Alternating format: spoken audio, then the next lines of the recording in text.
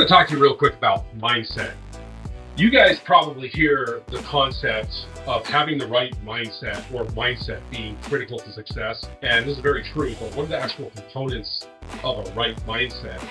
And the reason that I wanted to make this video is because there's a lot of people who seem to think that they have it all figured out. I'm just going to tell you, if you have it all figured out, then great. But the majority of the time, I've met people who think they have it figured out and they don't. And so what happens is they shut off their ability to actually learn. They shut off their ability to receive help and proper feedback. So a lot of times, life is always giving us feedback. Your environment is always giving you feedback. And feedback is very valuable and very useful. But if you think that the feedback is not useful, if you think that it's wrong, for some reason you have it all figured out, what happens is you basically shut off the ability to receive help and feedback from your environment, and actually stunt your growth. So there's a lot of people who would benefit from recognizing that there are multiple areas of knowledge, right? That there's stuff you know. So a lot of people know a lot of things, right? Now, right or wrong, that's indifferent. That's part of a different discussion. But so you know what you know, and then a lot of people know what they don't know, right? I don't know how to fly a plane. I would love to learn. I could learn. I know I could learn, but I don't know how to fly a plane. So, but the third area that you really want to work on and you really want to look at in terms of in building your success is looking at the areas that you don't know that you don't know. And if you look at the scope of all knowledge in the universe, the scope of all knowable knowledge in the universe, there's infinite things that you could know. And so even if you're the smartest person on the planet, what you know is just a speck of dust in an ocean of possible knowledge, right? So it's really important to understand that hey, there's a lot of stuff you don't know. And the first thing about having a successful mindset is knowing that there's a lot of stuff that you don't know. And so being curious about what can I learn from that person? What can I learn from that situation? What can I learn from that environment? This is a really critical aspect to your success. So now, confidence is important. And even though confidence is important, that doesn't mean, lying to yourself that you know everything there is to know. You can be confident and not know certain things. And this is very useful in a lot of situations because you may know a lot, but if you have a curious mindset, if you have a mindset of, I know a lot, but there's a lot that I don't know, because there's a lot that I don't know that I don't know, then you can open the possibility or opportunity to really learn something that's going to take you to the next level. Because without that, a lot of people basically become their own worst enemy. We have no tougher critic than ourselves. We have no worse villain than ourselves, right? A lot of people self-talk, man. If you talk to other people that way, the way that a lot of people think internally, the way that their internal wiring and programming is, the way they talk to themselves, you talk to people on the outside like that, God knows what will happen, right? It's really important to look at the totality of knowledge. It's almost infinite. There's information, there's data everywhere, right? There's data points and knowledge and information. Knowledge is kind of gleaned from useful data that has some sort of consideration or purpose. And then, so when you look at the entirety of someone who is looking to improve their life, improve in any way, or you want to reach a higher level of success, you have to be open to and look at those areas in the realm of what you don't know that you don't know. Be willing to look for opportunities to improve, even if you get a very small micro improvement in your life from something that may seem inconsequential. The other thing is, I had this conversation about your environment. Most people's environment reflects their psychology. So if you walk into somebody's room or somebody's house or somebody's space, the environment is going to reflect their psychology, right? If it's a really messy or cluttered or chaotic environment, it's a reflection of the psychology, right? Maybe it's neglect or lack or laziness or whatever. It's funny because this is almost the most obvious stuff ever, but for an individual who's living in a chaotic environment or who reflects this chaos or, reflects basically a psychology that comes from lower consciousness, sometimes it's hard to see because it's not important. Well, yeah, I get that cleaning's not important, right? Yeah, well, that's very evident in the way your environment is set up. So the psychology of somebody in their environment is really key. Now, also, you take that person and put them into a different environment, you'll notice that their psychology changes. So there's like subtle shifts in their psychology. And so there's shifts in awareness that can occur by being in higher level environments, by changing your environment. And why this is important is because if you look at someone who's truly successful, they're organized.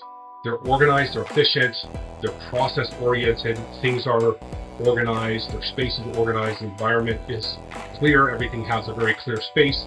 And sure, there might be some executives who are like super messy and that this doesn't apply to and they're effective in one certain area. But my assertion is that they could benefit and improve or increase whatever level they've made it to by handling those areas, by putting order and organization in place and looking at or reflecting in the mind where that mess shows up, right? Because that mess, whatever that mess is a reflection of, or disorganization or chaos, like what is that a reflection of if it's in someone's environment?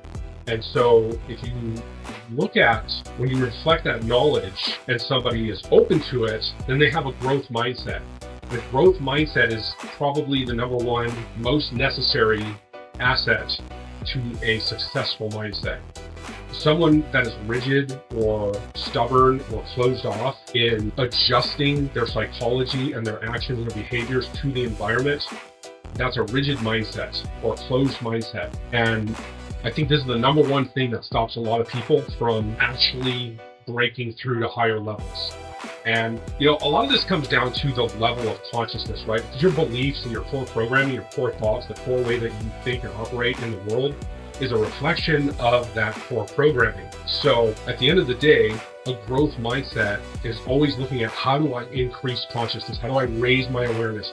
How do I raise my self-awareness, my consciousness around my environment, my business, my associates, my people, the people around me, et cetera and so forth. This is really a symptom of a disease that I know that.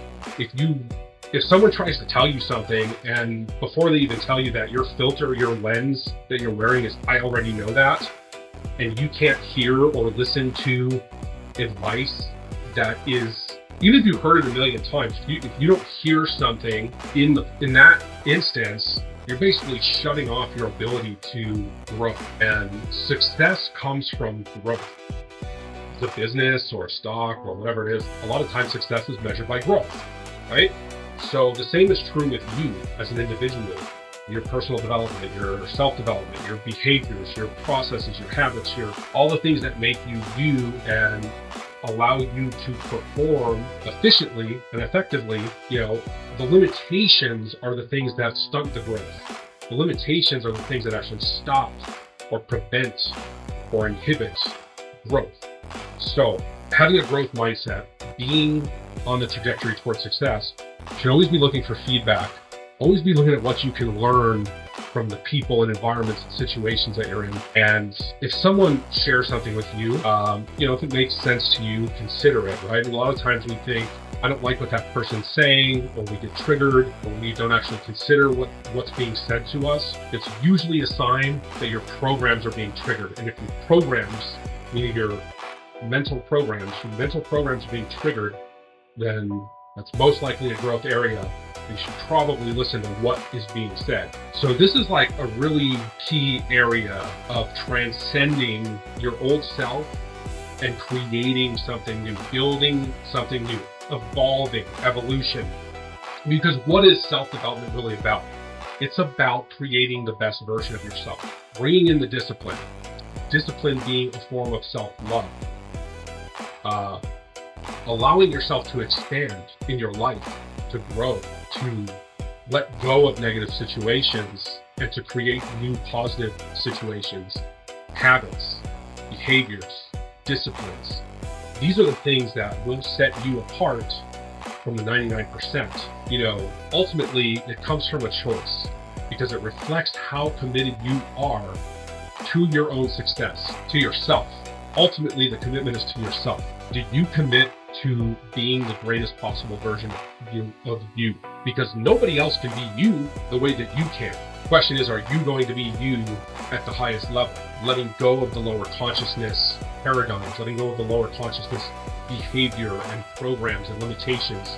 This is part of accelerating and elevating your success. Anything, when we're talking about mindset, a lot of it's gonna ultimately at the core, we're gonna cut right through to the core, which is your base programs. And programs are essentially the considerations and the foundation of your belief systems and your thought patterns that formulate your belief, that formulate the way that you think, that filter your consciousness as it goes through your being.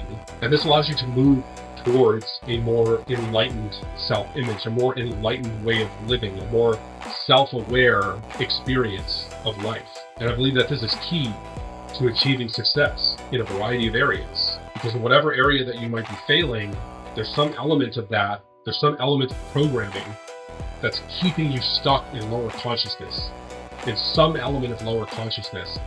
And a lot of times it comes from external influences, it comes from external sources. With that said, your environment is a reflection of your mind. Your outer world is a reflection of your inner world. And the interface for that is your state of being and your programs and the way that you think about life and the way that you think about people and situations and even just the world around you.